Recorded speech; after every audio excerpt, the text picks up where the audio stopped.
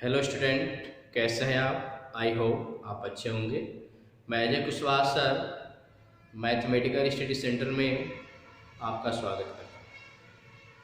आज मैं class 11th का एक नया वीडियो लेकर आया हूँ, जिसमें हम चैप्टर 13 जिसका नेम है लिमिट्स एंड डेरिवेटिव के बारे में डिस्कस करेंगे। तो लिमिट मैंने आपको बता दिया है, आज हम डेरिवेटिव पे डिस्कस करेंगे। डेरिवेटिव होता क्या है? तो डेरिवेटिव आपका एक मैथ की ब्रांच है, कैलकुलस। कैलकुलस का एक पार्ट है, उसी से रिलेटेड है। तो सबसे पहले मैं आपको कैलकुलस को डिफाइन करूंगा, उसके बाद टाइप्स ऑफ कैलकुलस, उसके टाइप्स ऑफ कैलकुलस के बाद हम अपने टॉपिक पर आएंगे। तो सबसे पहले हम आपको डिफाइन करने जा रहे हैं कैलकुलस है क्या। कैलकुलस का डेफिनेशन हम लिखने जा रहे हैं। कैलकुलस का डेफिनेशन है a branch of mathematics that deals with the rate of change. A branch of mathematics, a branch of mathematics that deals with the rate of quantity, rate of change. A branch of mathematics that deals with the rate of change. इसका मतलब है कि आपके पास दो quantity है, एक दूसरे से रिलेटेड है। तो एक में आप चेंजिंग करेंगे तो दूसरी क्वांटिटी में चेंजिंग होने का रेट क्या होगा। इस तरह के प्रॉब्लमों को आप मैथ की जिस ब्रांच के अंतर्गत स्टडी करते हैं उस ब्रांच को हम कैलकुलस करते हैं। आपने लिखा a branch of mathematics that deals with the rate of change। Example आप लिख सकते हैं। एग्जाम्पल के अंतर्गत सपोज कर लीजिए कि एक पार्टिकल है जो ऊपर से रेस्ट से आपको गिराया जाता है, यानी आप लिख सकते हैं the speed of A falling object. Example में लिख सकते हैं the speed of A falling object. यानी कहने का मतलब कि मान लीजिए यहाँ पे मेरा कोई पार्टिकल है, ये आपका रेस्ट में, जब इसको आप यहाँ से छोड़ेंगे तो ये आपका अर्थ पे आएगा। ये मेरा अर्थ है, तो ये मेरा पार्टिकल रेस्ट में है। तो जब यहाँ से इसको आप छोड़ोगे तो इसकी वेलोसिटी शुरू में क्या होगा, u = 0। लेकिन जब आप इसको छोड़ेंगे इसकी वेलोसिटी हर सेकंड में क्या होगी, इंक्रीज होगी। तो हर सेकंड में उसके इंक्रीज होने का रेट क्या है, उसी को यहाँ पे हर सेकंड में उसके स्पीड में चेंजिंग क्या हो रही है, उसी का स्टडी हम कैलकुलस के अंतर्गत करेंगे। क्लियर? अब हम डिस्कस करने जा रहे हैं, और इसमें ये जो आपका हर सेकंड में आपका हर सेकंड में इसमें चेंज हो रहा है, उसी को हम उसको इंस्टेंटेनियस एक वर्ड है आपका, उसी का यानी क्षणिक, जो हमारा जो क्षणिक या तात्कालिक जो मेरा परिवर्तन है उसी का स्टडी हम कैलकुलस के अंतर्गत करते हैं। ओके, अब हम बात करेंगे टाइप्स ऑफ कैलकुलस की। तो टाइप्स ऑफ कैलकुलस कितने टाइप का इस पर डिस्कस कर रहे हैं।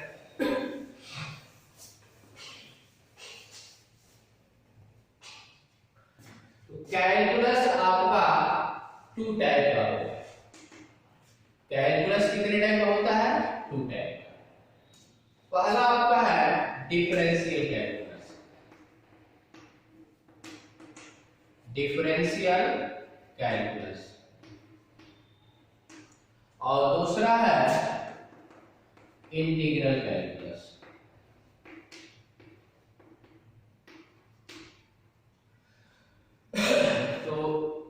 डिफरेंशियल कैलकुलस आपके क्लास 11th में डिफरेंशियल कैलकुलस है, इंटीग्रल कैलकुलस आपको 12th में पढ़ने हैं। तो हम आपको डिफरेंशियल कैलकुलस और इंटीग्रल कैलकुलस दोनों का डेफिनेशन आपको हम नोट करा दे रहे हैं और डिफरेंशियल पर ही डिस्कस करेंगे। तो डिफरेंशियल कैलकुलस का डेफिनेशन क्या है उसको देखा है।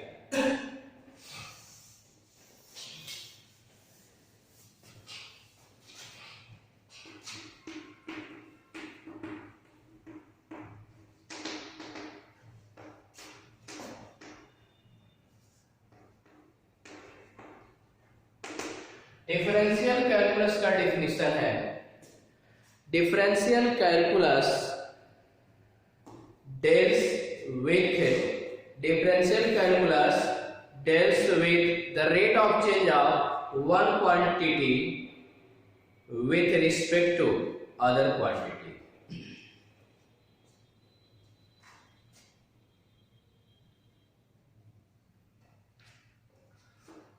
differential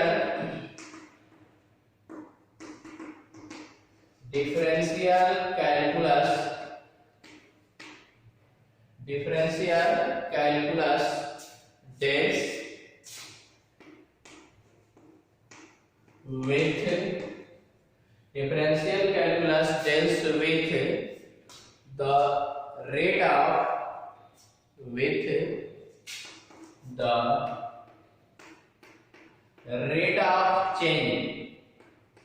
the rate of change of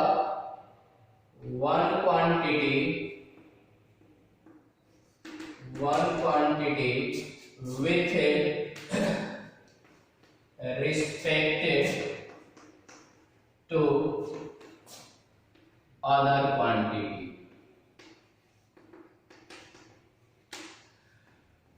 differential calculus किसको बोलेंगे? तो डिफरेंशियल कैलकुलस है क्या? Differential calculus deals with the rate of change of one quantity with respect to other quantity. यानी डिफरेंशियल कैलकुलस में हम किसका स्टडी करेंगे? आपके पास दो क्वांटिटी हैं, एक क्वांटिटी में हम कुछ चेंजिंग करें तो दूसरी क्वांटिटी में चेंजिंग होने का रेट क्या होगा, इसी का स्टडी हम डिफरेंशियल कैलकुलस के अंतर्गत करते हैं। अब इस पर आप एक एग्जांपल ले सकते हैं।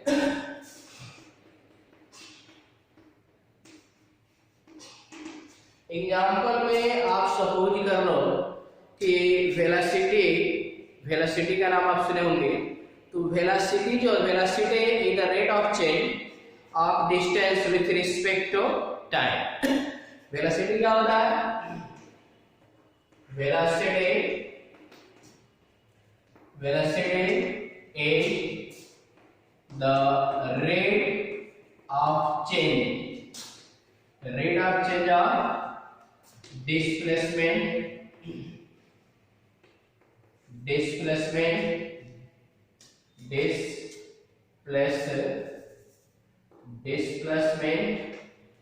with respect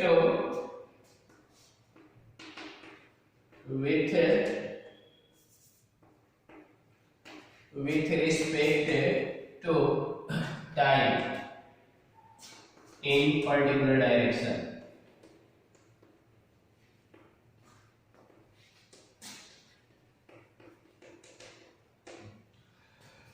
देखिए डिफरेंशियल कैलकुलस का डेफिनेशन आपने लिखा है, differential calculus deals with the rate of change of one quantity with respect to other quantity.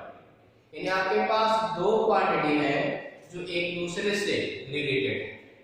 तो एक में आप कुछ चेंजिंग कर रहे हैं, क्षणिक चेंजिंग कर रहे हैं, तो दूसरे क्वांटिटी में भी चेंजिंग होगा कि नहीं होगा? तो दूसरे क्वांटिटी में चेंजिंग होने का रेट क्या है, उसी का स्टडी कैलकुलस कैलकुलेट करते हैं।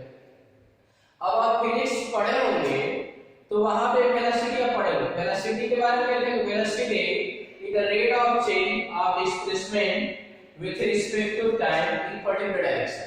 यानी आप फिजिक्स पढ़े होंगे s is equal to 3d square plus 5t plus 6। तो आप यहाँ पे जब इसकी वेलोसिटी निकालते हैं तो आप ds over velocity equal to क्या होता है?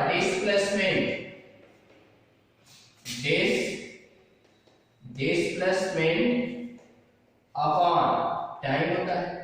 तो कहने का मतलब कि टाइम मेरा इंक्रीज करेगा तो डिस्प्लेसमेंट भी इंक्रीज करेगा, करेगा नहीं करेगा। तो वही यहाँ पे टाइम के रिस्पेक्ट में डिस्टेंस में मेरा कितना चेंजिंग हो रहा है, टाइम के रिस्पेक्ट डिस्टेंस में जो चेंज हो रहा है उसी को हम क्या बोलेंगे, उसी को हम डिफरेंशियल कैलकुलस कहेंगे। तो यहाँ पे आप पढ़े हो तो इसमें ds ओवर dt निकालते हो तो ये 6t + 5। ds ओवर dt मेरा क्या है, वेलोसिटी। ds ओवर dt क्या बोलते हैं, वेलोसिटी। क्लियर, आगे डिस्कस होगा। अभी मैं आपको डिफरेंशियल कैलकुलस का डेफिनेशन बताया, डेरिवेटिव होता क्या इस पर हम डिस्कस अभी जस्ट बाद में करने जा रहे हैं। अब इसके बाद हम इंटीग्रल का डेफिनेशन बता दे रहे हैं। इंटीग्रल का डेफिनेशन बताने के बाद हम आपको डेरिवेटिव पे डिस्कस करेंगे। ओके, तो देखिए इंटीग्रल कैलकुलस का डेफिनेशन क्या है। Integral calculus is the branch of calculus where we study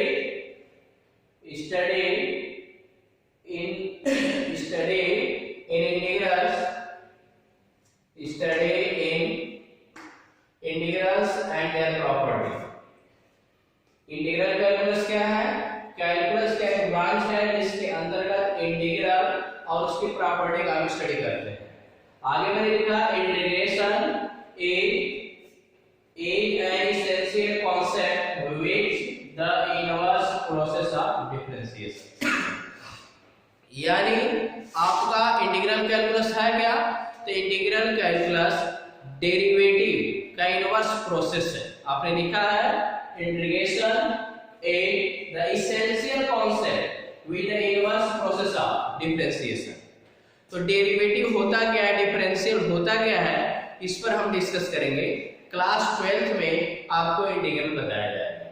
okay, हाँ, रही बात डिफरेंशियल कैलकुलस में हम करते क्या है, तो डिफरेंशियल कैलकुलस में हम क्या करते हैं कि दो क्वांटिटी एक दूसरे से रिलेटेड है, तो एक क्वांटिटी में कुछ चेंज और दूसरी क्वांटिटी में चेंज होने का रेट फाइंड करते हैं, या उसकी ज्योमेट्रिकल मीनिंग आपको बताया जाएगा।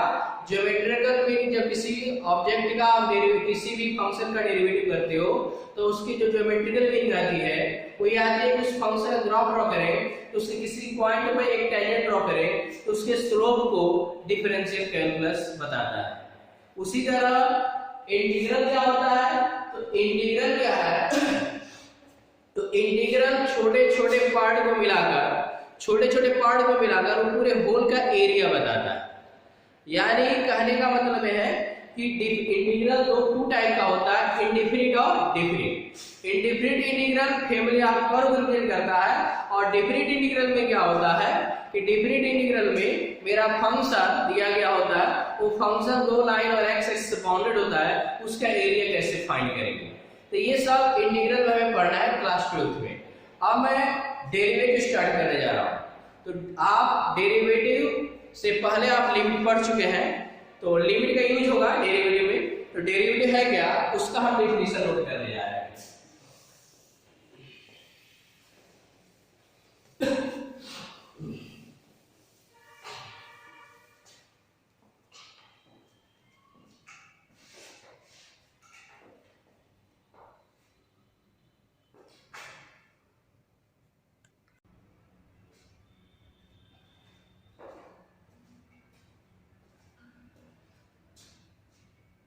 देखिए डिफिनेशन ऑफ डेरिवेटिव मैंने लिखा है, suppose f(x) is a real value function and a is a point in its domain of definition.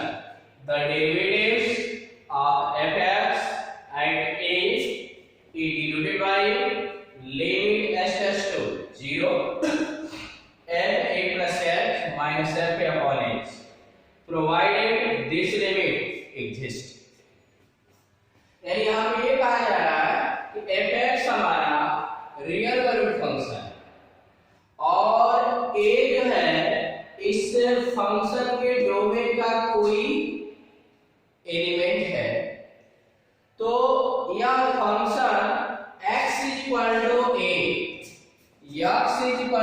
a पर डेरिवेटिव होगा।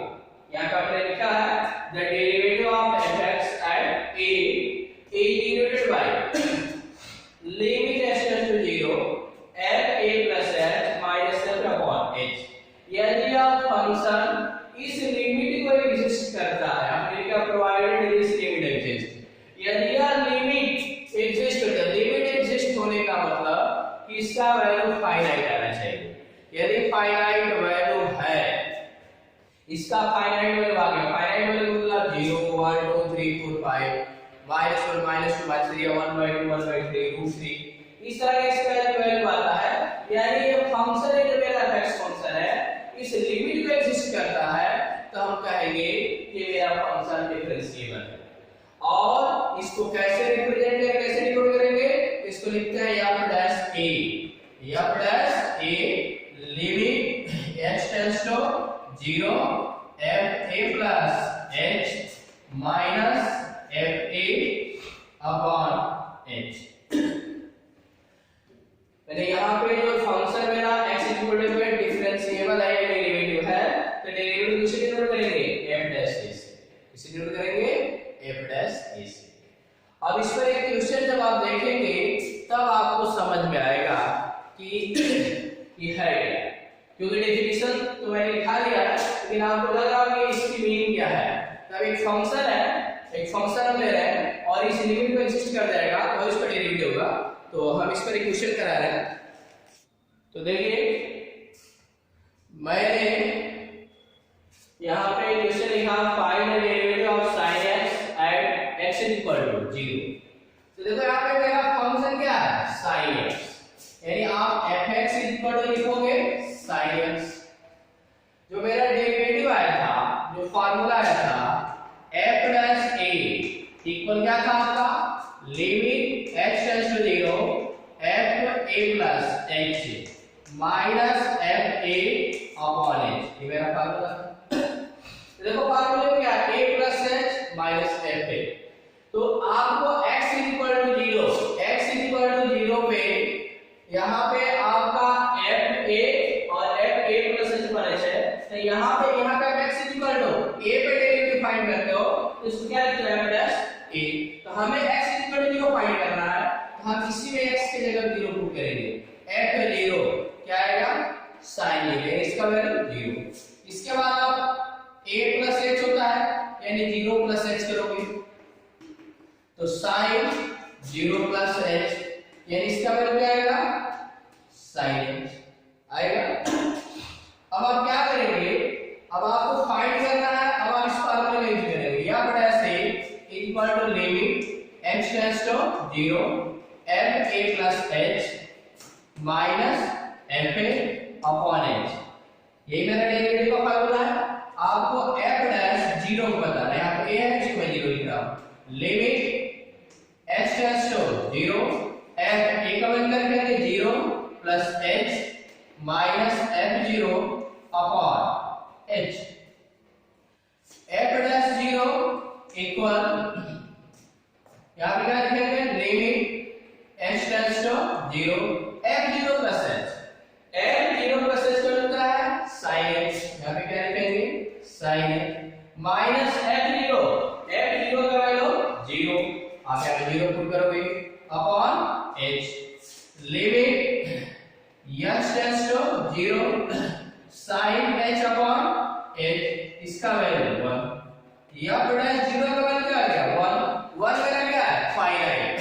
यानी यह x equal to sin x equal to 0 पे इस लिमिट को एग्जिस्ट कर रहा है, तो हम कहेंगे कि x इक्वल टू 0 पे फंक्शन मेरा डेरिवेटिव है, डिफरेंशियल है। ओके, एक और आप इस पर एग्जांपल देखें तब आपको समझ में आ जाएगा। Find the derivative of x cube at x equal to 1। Find the derivative of x cube at x equal to 1। यहां पे क्या करेंगे, आप फंक्शन करेंगे fx equal to x cube, तो आपको 1 पे निकालना है, x के जगह 1 पुट करो, 1 क्यूब आएगा, क्या आएगा 1। इसके बाद आपका यहां पे फार्मूले में क्या है, f a प्लस h,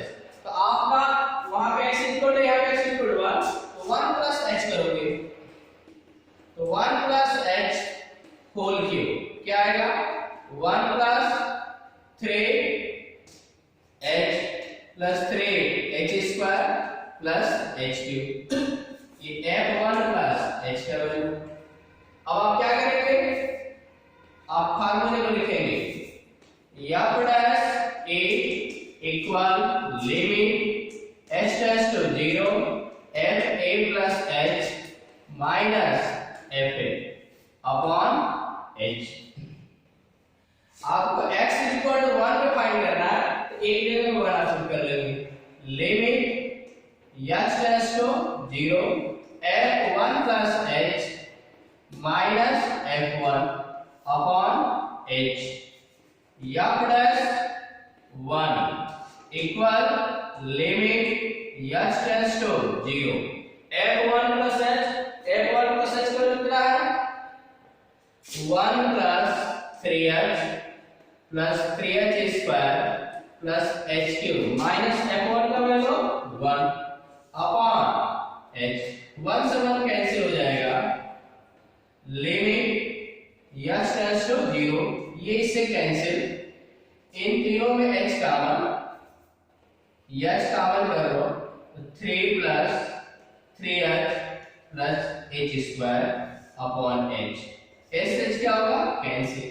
जब नीचे से h कैंसिल हो गया तो आप लिमिट का h टू 0, h की जगह 0 रखो, तो 3 प्लस 3 into 0 प्लस 0, यानी क्या आएगा 3, तो f डैश 1 इक्वल टू 3, यानी यहाँ पे फंक्शन मेरा लिमिट एग्जिस्ट कर रहा है, तो x क्यूब का x इक्वल टू 1 पे डेरिवेटिव 3 है। ओके, तो मैं आशा करता हूँ कि जो भी मैंने बताया वो आपको समझ में आया होगा। मैं नेक्स्ट वीडियो में